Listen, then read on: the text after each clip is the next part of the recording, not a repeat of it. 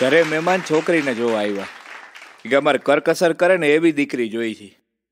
તો ઓલા કે તો આપણું જામી જાહે કે કા કે અમારી છોકરી તો પાડોશીએ જે લીંબુ મરચાં ટીંગાડ્યા હોય ને એના લીંબુમાંથી લીંબુ શરબત અને મરચાંમાંથી ચટણી બનાવે. બોલો હવે આનાથી તો મોટી કરકસર બીજી કઈ હોય? અને માણાય પાછા એવા આખી જિંદગી કરકસરમાં વિતાવે, ત્યાં વળી છેલ્લે કોક બૂચ મારીને વયું જાય. કારણ કે લોભિયાઓને તો છેલ્લે પછી ધુતારા જ ભટકાય ને. એક લોભિયાને એનો છોકરો કહે પપ્પા ટીવી જોવું છે. તો ઓલો લોભિયો કે આ જો પણ ચાલુ ન કરતો. બોલો હવે એ લાઇટના પૈસા નથી બગાડવા એને. ચાણક્યએ બહુ સરસ વાત કરી કે સજ્જનને સન્માન દઈને અને લોભીને ધન દઈને, વિદ્વાનને તર્ક દઈને અને દુષ્ટ હોય ને એને દંડ દઈને એ તમારા પક્ષમાં એને કરી શકાય. પણ તમે જોજો આપણે શું કરવું અને શું ન કરવું જોઈએ એની લગભગ આપણા સિવાય બીજા બધાને ખબર હોય. પણ જીવનની સાચી દિશા આપવાનું કામ મોટે ભાગે મા બાપ અને શિક્ષકો કરતા હોય છે. અને એમાંય અત્યારના છોકરા તૈયાર એટલે ઓહો ગજબના હો. શિક્ષકોનું માથું ભાંગે એવા. તો એક છોકરો ક્લાસમાં બહુ તોફાન કરતો હતો. તે અંગ્રેજીના સાહેબે બોલાવીને એક ઝાપટ નાખી. એ કે ભવિષ્ય કાર્ડ બતાવ. તો ઓલો કે સાહેબ રિસેસમાં તમારા ગાડીના ટાયરમાં હવા નહીં દે. બોલો એનું ભવિષ્ય કાર્ડ. એક હિન્દીના શિક્ષક છોકરાઓને કહે બિસ્તર પર ચા કિસને ગિરાય એનું તમારી માતૃભાષામાં અનુવાદ કરો. એક છોકરો આંગળી ઊંચી કરીને ઊભો થયો બોલવા. એ કે આંધળીના ખબર નથી પડતી આ ચાની ઉપર આવા ડાઘા કરાય? હવે તારા બાપને કે ચાદર ધોઈ દે. એ તો એની માતૃભાષા જે ઘરે શીખવો હોય એ જ હોય ને. તમારી ગાડી કોકની યારે ભટકાય અને મોઢામાંથી જે શબ્દો નીકળે એ જ તમારી સાચી ભાષા.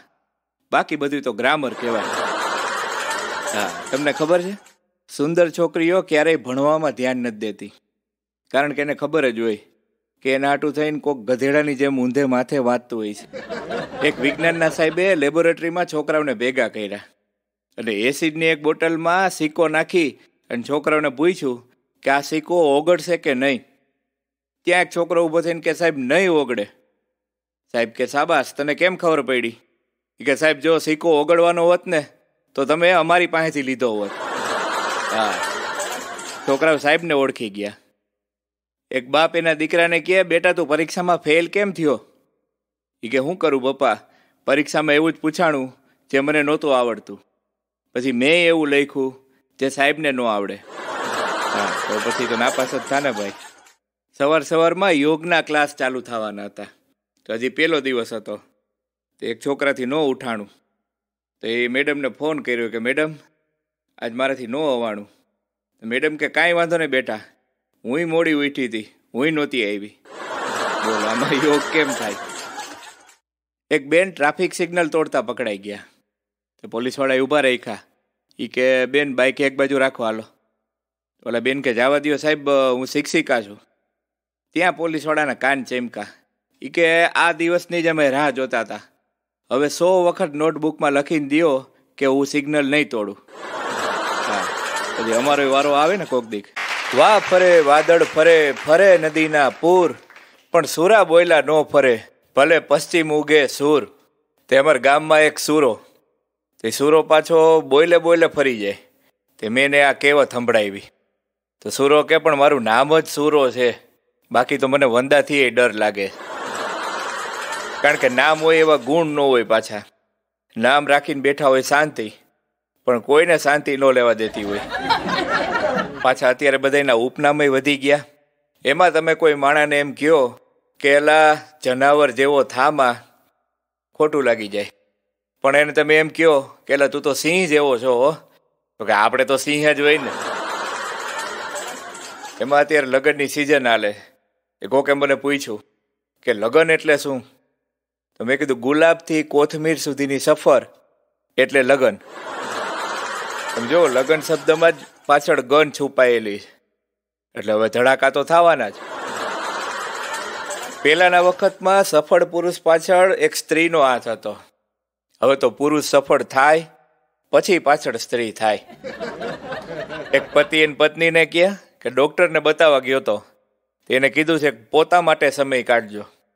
તો ઓલી કે ખાલી પોતા માટે શું કામ? વાસણ માટે, કપડાં માટે અને હંજવરી માટે સમય કાઢો તો તમારા જીવનમાં શાંતિ આવશે. અને વાતય સાચી. પતિ જો શાંતિથી બેઠો હોય એ પત્ની જોઈ જ ન શકે ને. એને એમ થાય કે આ મારો બેટો શાંતિથી કેમ બેઠો છે. ડૉક્ટર પતિને કહે કેમ છે બેનની તબિયત આજે? ઓલો કે આજ થોડુંક સારું લાગે છે. એમ તો સવારે મારી યારે થોડુંક બાજીએ લીધું. હા, બાજે એટલે ખબર પડી જાય કે હવે એના કાંઈ વાંધો નથી. એક પત્ની એના પતિને કહે કે ધારો કે હું તમારી બધી વાત માનતી હોય, કોઈ દી સામું ન બોલતી હોય અને તમે કયો એમ જ કરતી હોય, ત્યાં તો પતિ દાંત કાઢો માંડ્યો. તો ઓલી કે કા? એ કે સાલું ધારીએ નથી શકાતું.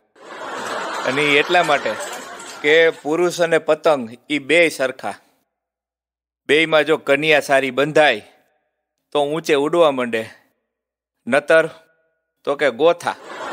હા, મોટાભાગની બાયુને તમે જોજો વાની તકલીફ વધારે હોય.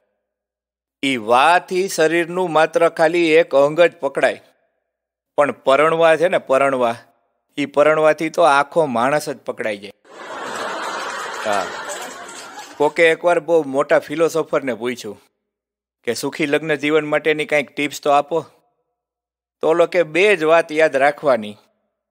પત્ની જ્યારે ચૂપ હોય ત્યારે આપણે ન બોલવું, અને પત્ની જ્યારે બોલતી હોય ત્યારે આપણે ચૂપ રહેવું. ટૂંકમાં મૂંગા જ રહેવાની વાત છે. જમાઈએ સાસુમાને ફોન કર્યો કે સાસુમા, તમારી દીકરી જેવી કોઈ દીકરી ધ્યાનમાં હોય ને તો દેખાડજો. તો સાસુમા કે કેમ, કોઈ મિત્ર છે? બોલો કે ના ના, એક ઓળખીતાને પાઠ ભણાવવો છે. બોલો, આમાં કોકની જિંદગીની પથારી ફરી જાય ને.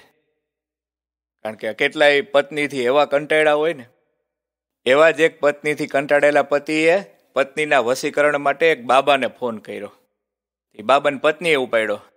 એ કે બાબા અત્યારે વાસણ વિસરે છે, થોડીક વાર પછી ફોન કરો. બોલો, હવે આમાં કેવું કોને? પતિ તો બંધાઈ ગયેલો જ હોય. પરણેલા પુરુષની જિંદગી એસટી બસ જેવી હોય. આખો દિવસ ગમે ત્યાં ફરે, બાકી રાત્રે તો ડેપોમાં જમા થવું જ પડે. પતિ આરામથી એના પત્નીના ખોળામાં માથું રાખીને સૂતો હતો. અને પત્ની એને માથું દબાવતા દબાવતા કહે, લગ્ન પહેલા તમને આવું માથું ક્યારેક દુખતું હોય તો કોણ દબાવી દેતું હતું? ઓલો કે મારા માથાનો દુખાવો લગ્ન પછી ચાલુ થયો. એક પત્ની એના પતિને કહે, આ હવારમાં તમે મારી ઉપર પાણી કેમ છાંટો છો?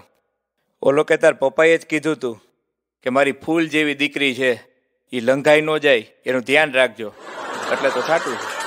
હા, અને વાત એ સાચી ને, લંઘાવા દેવાય નહીં ને. એક પતિ એની પત્નીને કહે, યાર કાંઈ સૂઝતું નથી. તો ઓલી કે લાવો ને સોજાડી દઉં. એક ચડાવી દીધી, ઓલાની બે આંખો હોજી ગઈ. ઓલો કે મગજમાં કાંઈ નથી હૂજતું એમ વાત કરતો હતો. હા, લગ્નની સાચી મજા તો ત્યારે પતિ પત્ની વચ્ચે પ્રેમ હોય, આનંદ હોય અને એકબીજા સાથે લાગણીભર્યા સંબંધ હોય ને, એ છે. પણ મોટા ભાગે એવું થતું હોય છે કે જ્યારે પત્ની ખુશ થાય ત્યારે એ જોઈને પતિ પણ ખુશ થાય કે વાહ, આજે મારી પત્ની ખુશ છે. પણ જ્યારે પતિ ખુશ થાય ત્યારે પત્નીને એમ થાય કે આ ખુશ શેનો થાય? આ દુનિયામાં સૌથી વધારે જેના પર જોક્સ બન્યા છે, જેના પર જોક્સ બને છે, એવા જો કોઈ બે પાત્ર હોય તો એ છે પતિ પત્ની. કારણ કે દરેક પુરુષની સફળતા પાછળ કોઈ ને કોઈ સ્ત્રીનો હાથ હોય છે, પછી એ માં હોય કે પત્ની હોય. પણ હવે એવું નથી રહ્યું. હવે તો પેલા પુરુષ સફળ થાય પછી કોક સ્ત્રી પાછળ થાય. હા, જે પ્રેમથી બોલાવે એ પત્ની, વટથી રહે એ વાઈફ, અને જે આખો દી ઘરમાં ધડબડાટી બોલાવે એ બાયડી. બે જણા વાતો કરતા હતા. એક કે એલા માં અને પત્નીમાં શું ફરક? ઓલો કે જેને તારી રગે રગની ખબર હોય ને એ માં, અને જેને તારી દુખતી રગની ખબર હોય એ પત્ની. હા, 500 માણસો ભેગા થયા હોય અને પત્ની ખાલી એક ડોળા કાઢે ને પતિ સામું, ત્યાં તો ઓલો બિચારો હાવ ઢીલો ઢબ થઈ જાય. એક જમાઈએ એના સસરાને ફોન કર્યો એ કે તમારી દીકરી મારું કાંઈ કહેલું માનતી નથી, આખો દિવસ મારી યારે બાજ કર્યા રાખે અને આખો દિવસ હામું બોલે છે. ત્યાં તો સસરા ગડગડા થઈ ગયા. એ કે જમાઈ, તમારી પાસે જે કટપીસ છે ને એનો આખો તાકો મારી પાસે છે. ઓહો. પછી તો સસરા ને જમાઈ બે પોક મૂકીને રોયા હો. એક પત્ની એના પતિને કહે, લગ્ન પહેલા તો તમે મારા બહુ વખાણ કરતા કે તું મારો પેંડો, તું મારી અંગુર રબડી, તું મારી રસમલાઈ, તું મારી થાબડી, અને હવે કાંઈ એક શબ્દય બોલતા નથી. ઓલો કે પણ દૂધની આઈટમ કેટલોક ટાઈમ હારી રહીએ. પત્ની એના પતિને કહે, તમે આખો દી મારા હગાવાલાની પાડ કાઢતા હોય તો તમારા મા બાપનો એક વીક પોઈન્ટ તો તમારા મોઢેથી કોક દીક તો બોલો. ઓલો કે એનો મોટામાં મોટો વીક પોઈન્ટ કે એ સંબંધી પારખવામાં કાચા. હા, પણ આમ પતિ અને પત્ની બે ખોટા વેમમાં જ રહેતા હોય. પત્નીને એમ થતું હોય કે મને બીજે ક્યાંક સારું મળી ગયું હોત, અને પતિને એમ થાય કે આના કરતાં મને ક્યાંક બીજે સારું મળી ગયું હોત. પણ આમ તો બેમાંથી એક કોઈને ક્યાંય મળે એમ ન હોય. પણ સ્ત્રીની હિંમત તો જોવો સાહેબ, આખી જિંદગી સાસરે વિતાવી નાખે અને જમાઈની ગમે એટલી આગતા સ્વાગતા કરે તો એક દિવસે માંડ ટકે. સસરાએ જમાઈને ફોન કર્યો કે શું કરો છો જમાઈ રાજા? ઓલો કે સહન. પત્ની કે તમે મારામાં શું જોઈને લગ્ન કર્યા? ઓલો કે કાંઈ નહીં, મને નાનપણથી જ રિસ્કવાળા કામ કરવાનો શોખ. હા, ખતરો કે ખિલાડી હો ભાઈ. એક પત્ની દોડતી કોર્ટમાં જજ પાસે ગઈ કે સાહેબ મારે પાછા લગ્ન કરી લેવાય. અરે જજ કે બેન તમે છૂટાછેડા કર્યા એને હજી કલાકય નથી થઈ. ઓલી કે છૂટાછેડા પછી મારો પતિ બહુ ખુશ દેખાય છે અને એ મારાથી સહન નથી થતું. એક પતિ એની પત્નીને કહે, કાલ રાત્રે તું ઊંઘમાં મને ગાળું આપતી હતી. ઓલી કે એ તમારો ભ્રમ છે. ઓલો કે શું? કે હું ઊંઘમાં હતી. હા, પતિ પત્નીનો સંબંધ ખરેખર અદ્ભુત છે. પહેલાના વખતમાં તમે જોજો, શેરીમાં કોઈ નવી વહુ આવે ને તેને જોવા આખી શેરી ભેગી થતી, અને હવે તો નવી વહુના નખરા ફેસબુક ને ઇન્સ્ટાગ્રામમાં આખા ગામે જોયા હોય. હા, પાછા દેખાદેખી કરી પ્રી વેડિંગ શૂટ કરાવે, પછી પાછો લગ્નનો ખર્ચો, પછી છેલ્લે જઈ નો હાલે છૂટાછેડા લેવાના થાય ને તો એ બધું કઠે કે આટલો ખર્ચો ન કર્યો હોત તો સારું હોત. ફેબ્રુઆરી મહિનો હાલતો હતો તો પત્ની એના પતિને કહે, આ મહિને હું તમારી યારે ઓછું ઝઘડીશ. ઓલો કે વાહ, આવા સારા વિચાર તને આવે છે? તો કે ના ના, એમાં સારા વિચારની કાંઈ વાત નથી, પણ આ મહિનો 28 દિવસનો જ છે ને. 2 દિવસની શાંતિ ગિફ્ટમાં. એક વોટ્સઅપ ગ્રુપમાં ભાઈએ મેસેજ મૂક્યો કે હું પરણી ગયો. ત્યાં તો મેસેજના ઢગલા થયા. એમાંથી એક ભાઈએ લખ્યું કે વ્યક્તિગત સમસ્યા આ ગ્રુપમાં મૂકવી નહીં. હા, એ એક વ્યક્તિગત સમસ્યા જ કહેવાય ને ભાઈ, આખી જિંદગીની. લગ્નની સિઝન આલે છે ને. પત્ની બ્યુટી પાર્લરમાં ગઈ હતી તો પતિને કહે, હું હમણાં જ હજી બ્યુટી પાર્લરમાં જઈને આવું છું, કેવી લાગુ છું? ઓલો બે ઘડી સામું જોઈને કહે, હું બંધ હતું બ્યુટી પાર્લર? પતિએ એક ચડાવી દીધી હો. હા, એ કે લાગસ તો એવી ને એવી, કઈ ફેર તો લાગતો નથી. પત્ની ટક કરી અને પતિની બધી આદતો બદલી નાખે. પછી કે તમે તો બદલાઈ ગયા. બોલ, બદલાઈ જ જાય ને ભાઈ. છાપામાં એક જાહેરાત હતી કે રેતી નો હોય તો ફોન કરજો. એક ભાઈ ફોન કર્યો, એ કે મારી ઘરવાળી વારે ઘડીએ પિયર વહી જાય છે, એ કે રેતી જ નથી. અરે ઓલા ભાઈ કે ઈ રેતીની વાત નહીં, મકાન બાંધકામમાં રેતી ઘટતી હોય તો અમને ફોન કરજો. બોલો, ઓલાને એમ કે આ બાઈ ટકતી નથી તો એનું કંઈક સોલ્યુશન આની પાસેથી મળશે.